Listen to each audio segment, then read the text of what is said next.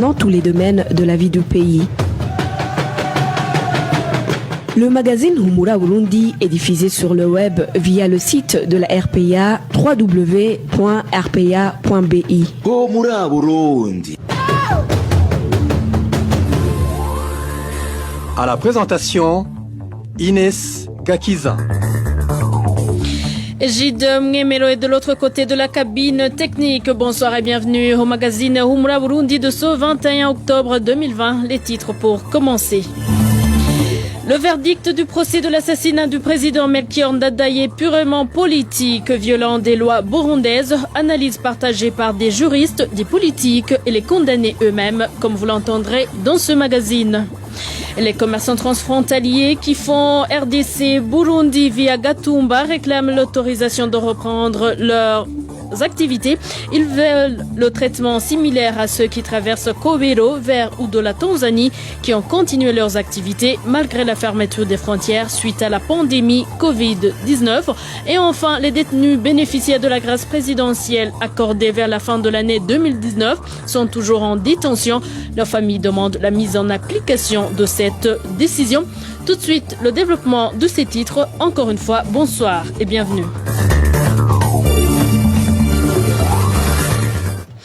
Commençons par la page politique. Commémoration ce 21 octobre du 27e anniversaire de l'assassinat du président Melchior Ndadaye, héros de la démocratie au Burundi. Les cérémonies officielles se sont déroulées en mairie de Bujumbura. Dans son homélie, l'archevêque de Bujumbura, Monseigneur Gervais Banshimiusa, a appelé les dirigeants actuels du pays à s'auto-évaluer pour voir s'ils empruntent réellement la voie du président Ndadaye. Il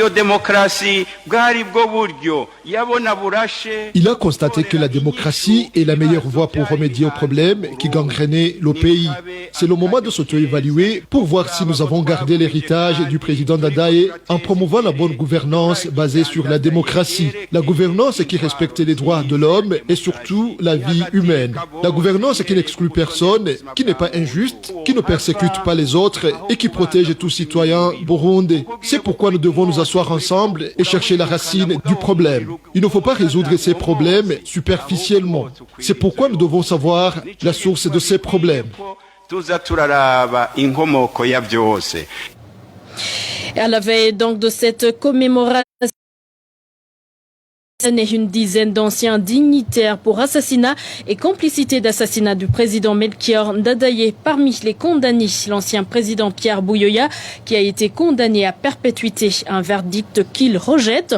Via son compte Twitter, Pierre Buyoya écrit qu'il s'agit d'un procès purement politique qui viole selon lui les accords d'Arusha et le droit de tout citoyen à un procès équitable.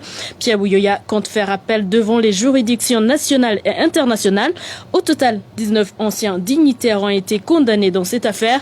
Ils partagent tous la même position.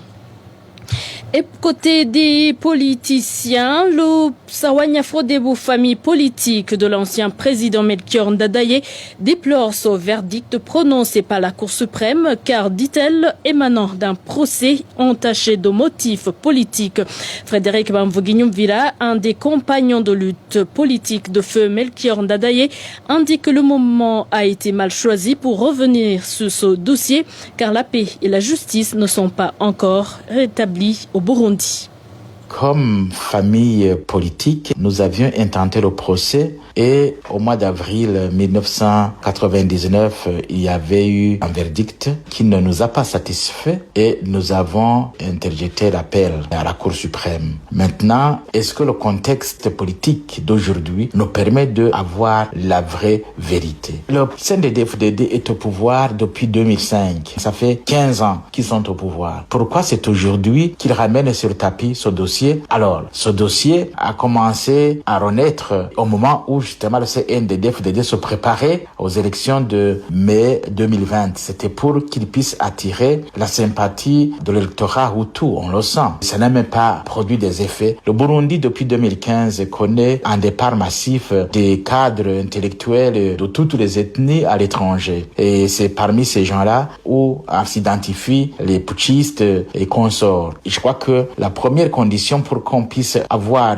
droit à une justice véritable acceptable, c'est après avoir rétabli la paix dans le pays. Tant que quelqu'un ne peut pas être au Burundi pour de se défendre devant toutes les juridictions avec l'appui des avocats, il ne pourra pas accepter ce genre de verdict. C'est impossible. On le sait qu'aujourd'hui, la justice ne fonctionne pas. Elle est toujours attachée aux décisions, à la volonté de l'exécutif. Et être sous la coupole de l'exécutif, ce n'est pas quelque chose qui puisse garantir aux juridictions burundaises de dire le droit convenablement. Ce contexte politique risque justement de venir entaché de couleur politique. Donc, c'est pas le moment de le faire.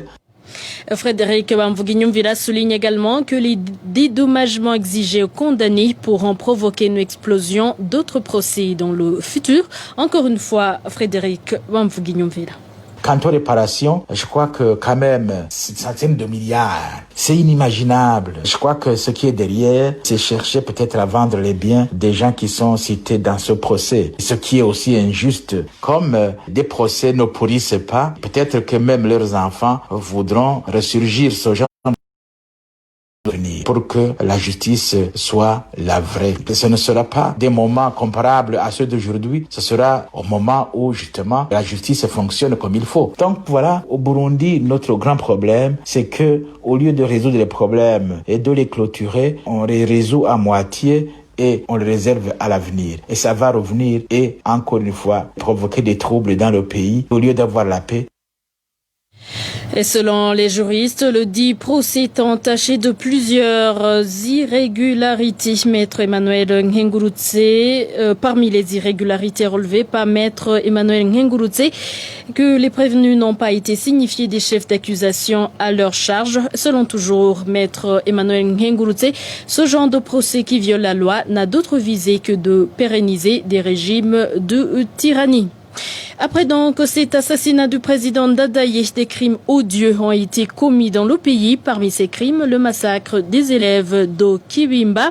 Et le gouverneur de la province de Gitega a interdit toute activité relative à la commémoration du 27e anniversaire de ces assassinats de Kibimba.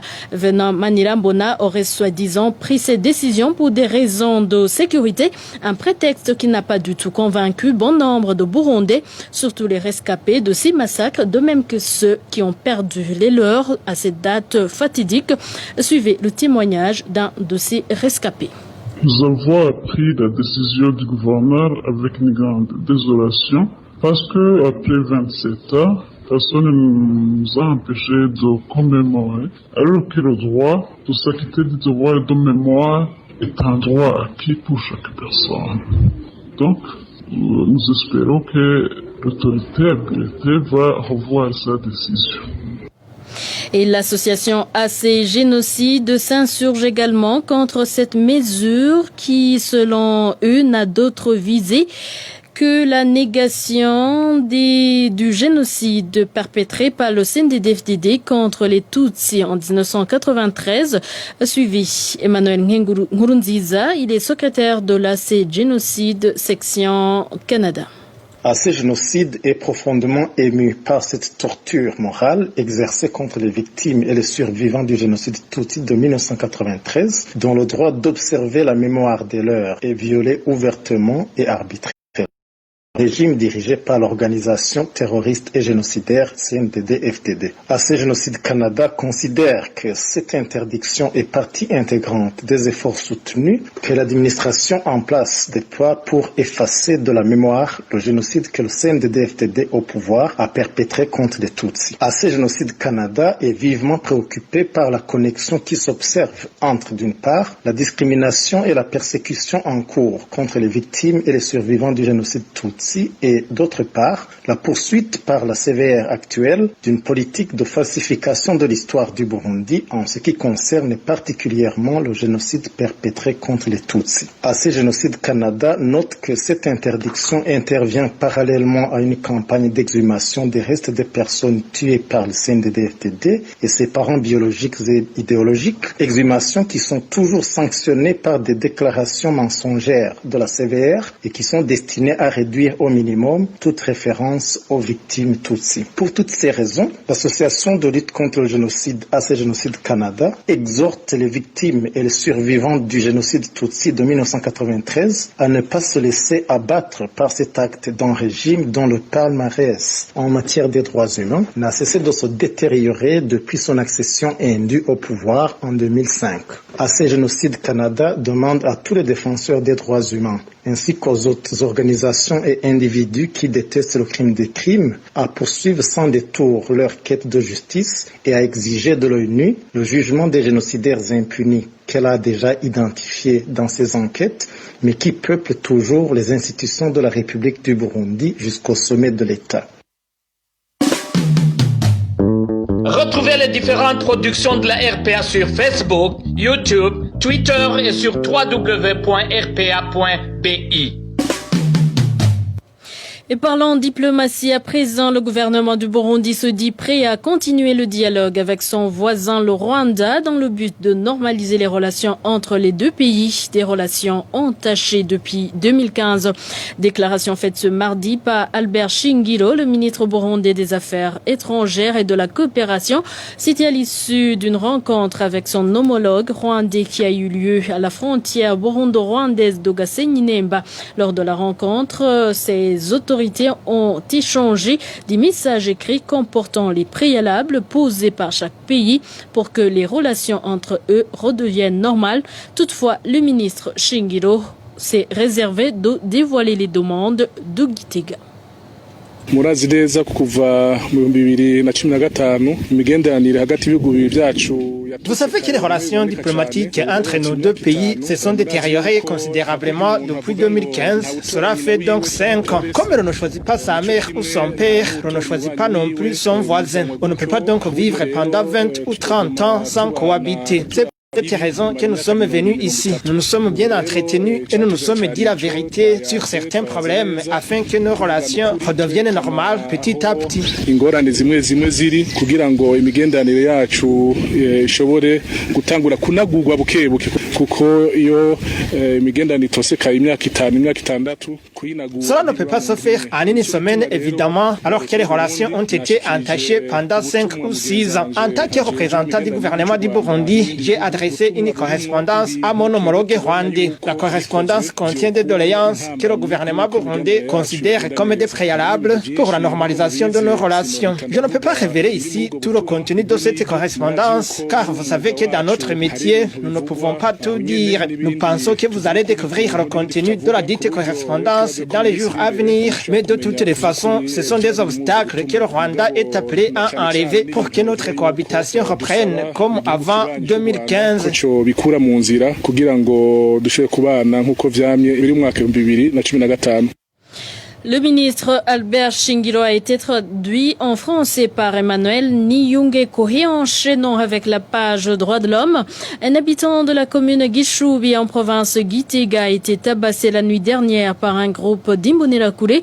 La personne serait victime de son ethnie. Sa famille réclame justice pour que les auteurs de ce forfait soient appréhendés et punis conformément à la loi. Le point, c'est avec Innocent Valentin Singirangabo.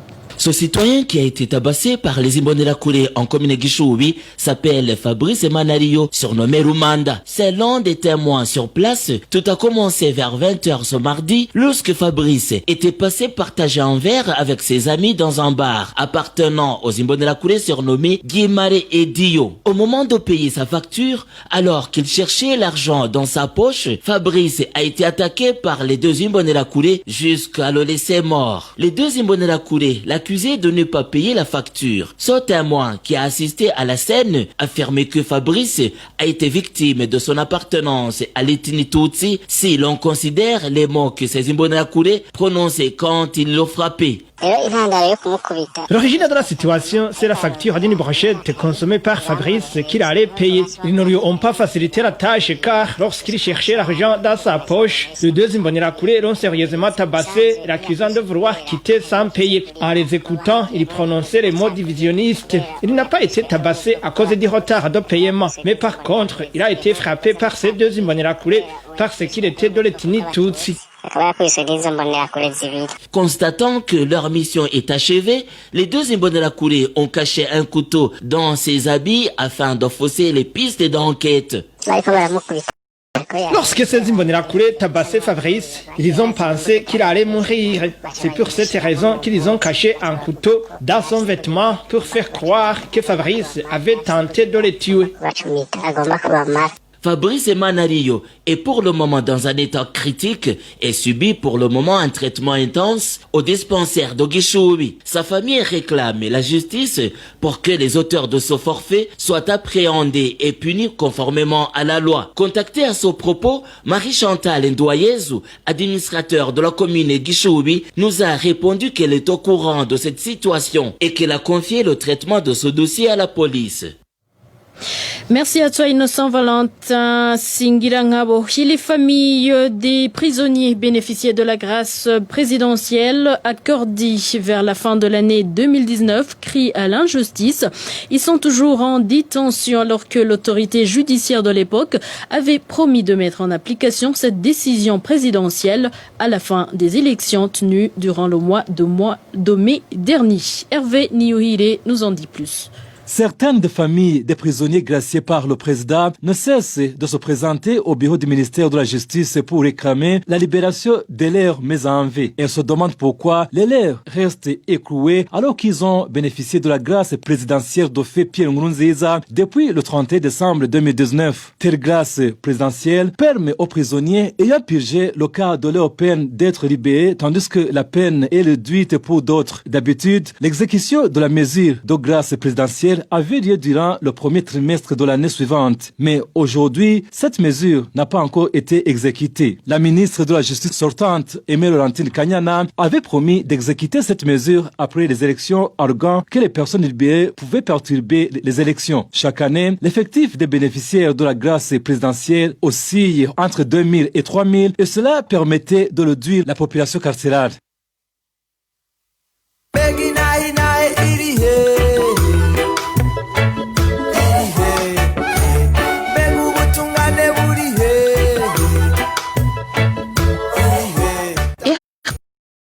Leader avec les journalistes du groupe de presse Iwachu, Agnès Ndirubusa, Christine Kamikazi, Terence Modenzi et Egide Haririmana en détention depuis le 22 octobre 2019.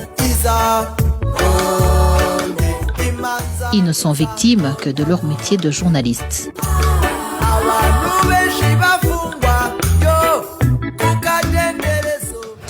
Ces journalistes du groupe de presse Iwachu totaliseront demain, le 22 octobre, une année en détention à la prison centrale de Bubanza.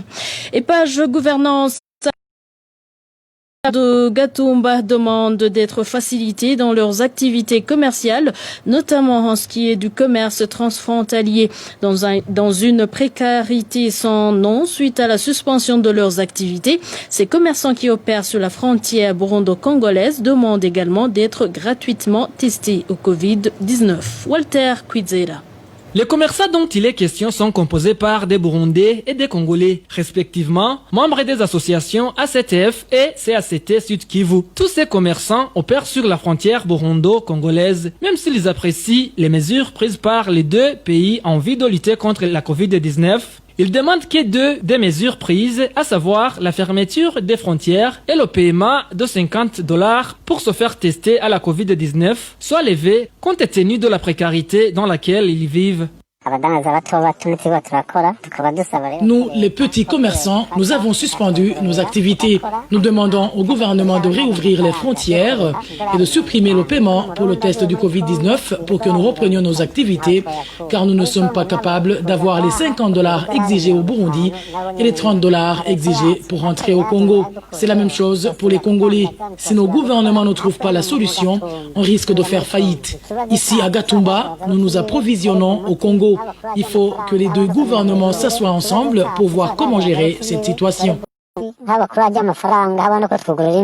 Côté commerçants congolais, la situation est identique. Pour eux, il est inconcevable de faire payer $80 à une personne qui ne dispose que $200 de capital juste pour qu'elle ait la permission d'aller de l'autre côté de la frontière pour s'approvisionner en marchandises.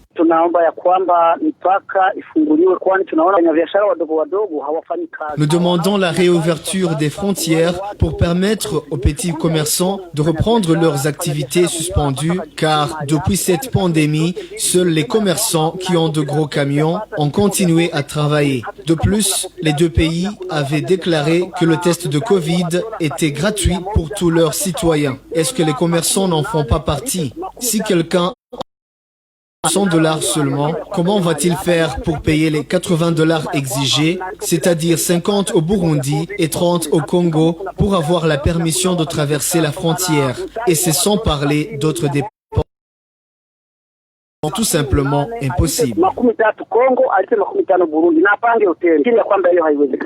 Pour le moment, ces commerçants demandent à leurs deux pays de trouver solution à cette problématique afin qu'ils puissent reprendre leurs activités. Contacté par la rédaction de la RPA, Immaculée Ndabanidze, ministre du Commerce et des Transports, nous a signifié que son gouvernement n'est pas prêt à revenir sur la décision de faire payer $50 à toute personne sortant ou entrant au pays, vu que les réactifs utilisés dans le dépistage du coronavirus coûtent énormément cher. Merci à toi aussi, Walter Kwizera. Et dernier dossier de ce magazine, les inquiétudes que le marché de la zone Kamenge en commune urbaine de Nahangwa pourrait être donné à un homme d'affaires sont fondés. Propos du président de l'OLUCOM, l'Observatoire de lutte contre la corruption et les malversations économiques. Gabriel Oufili rappelle que de pareilles situations a été déjà observées antérieurement au Burundi et d'indiquer que l'une des solutions est que ces commerçants aient la permission de créer leur comité qui sera chargé du suivi de toutes les activités. Nous avons bien suivi plusieurs doléances de ces commerçants et ces doléances s'appuient sur plusieurs inquiétudes que nous avons remarquées à travers d'autres marchés qui ont été brûlés. Ici, je peux donner à titre d'exemple les anciens commerçants du marché central de Bujumbura qui, la plupart d'eux, devaient aller faire le commerce au marché communément appelé Kotebu. Mais ce qui a été grave est que les emplacements ont été donnés aux personnes qui n'étaient pas du tout des commerçants, raison pour laquelle l'OLUCOM interpelle les serviteurs des citoyens de protéger ces commerçants vulnérables parce que, comme vous le savez, ils ont perdu tout pour trouver la solution à ce problème que je viens d'évoquer, qui est par ailleurs évoqué par ces commerçants. Nous pensons que pour éviter ce qui sont arrivés pour les autres commerçants des marchés publics, l'OLUCOM demande avec insistance qu'il y ait un comité composé de 10 commerçants regroupés à travers les quartiers qui se trouvaient au marché de Kamenge. Et sur cette base-là, il y aura l'interaction entre ce comité, bien évidemment un comité choisi, pas un comité choisi par les serviteurs, mais plutôt un comité choisi par les commerçants eux-mêmes. Donc l'interaction va se faire entre ce comité et le conseil communal de Kamenge, chapeauté par le maire de la ville de Bujumbura, Monsieur Jimmy. Nous pensons qu'à ce niveau, les choses pourront aller convenablement parce que ce comité va à son tour informer tous les commerçants. C'était Gabriel Oufili, le président de l'OLUCOM. Le marché de la zone Kamenge a brûlé dans la matinée du samedi 3 octobre et ces commerçants s'inquiètent car ils ont déjà constaté l'ingérence des cadres du CNDD-FDD en mairie de Bujumbura dans cette affaire de réhabilitation de ce marché. Et voilà, mettons point final au magazine Humura Burundi. Merci pour votre fidélité. Merci à toute l'équipe rédactionnelle, sans bien sûr oublier Gide Mngemero pour sa parfaite collaboration. Inès Gakiza, excellente soirée chez vous.